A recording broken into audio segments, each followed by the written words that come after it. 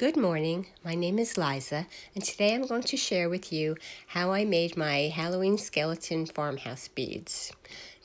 You're going to need some wooden beads. I got mine off of Amazon, but they sell them at the craft stores as well. And you can also go to AliExpress if you're willing to wait to get them after Halloween.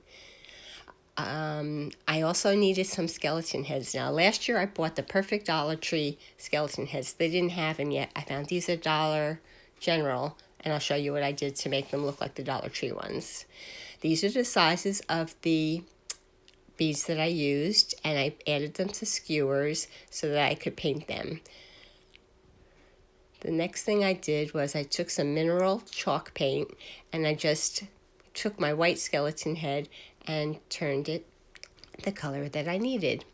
Put them on some skewers to let them dry well. And here's a little comparison of the before and after. I think it came out pretty darn good. Next, we're going to string our beads. I put a little Mod Podge on the end of my jute rope so that it stiffens up to make the beads slide on easier. I just alternated them to whatever design I wanted. And I laid them down like a necklace with two long ends and put them to the side. Next, I cut a 3-inch piece of cardboard to use to make my actual tassel. I have small hands, and the more I tighten them, the smaller my hands get. So I wanted to make sure they stayed 3 inches. Wrap it around 25 times. Take it off the cardboard. I put in a pencil just to keep the opening open, and then I tied a piece of rope around towards the top, and I cut them. Next, I needed to put some holes in the skeletons. There was one on the top, I needed one on the bottom. I have a fuse tool. You could use a screwdriver, or you can use a drill, but you just need to have 2 sets of holes.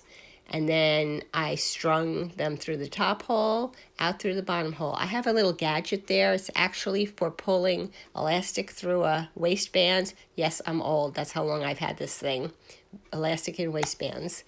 And then put it through the top of the tassel. And then the tricky part is you're going to run it back up through the skull again. And that's where my little tool came in really, really handy.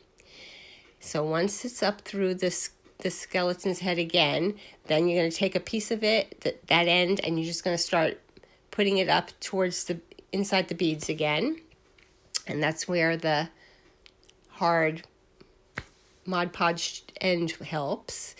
And then just keep inserting it into the beads until you don't see it again. Repeat for the other side, the other tassel, and then your beads are done. It's really very simple. I think the longest thing is just waiting for the beads to dry. I think they came out really well, and I'm going to really look forward to displaying them this Halloween with my skeleton-themed decor. Thank you very much for watching. I hope this was a useful video. If you liked it, please give it a thumbs up.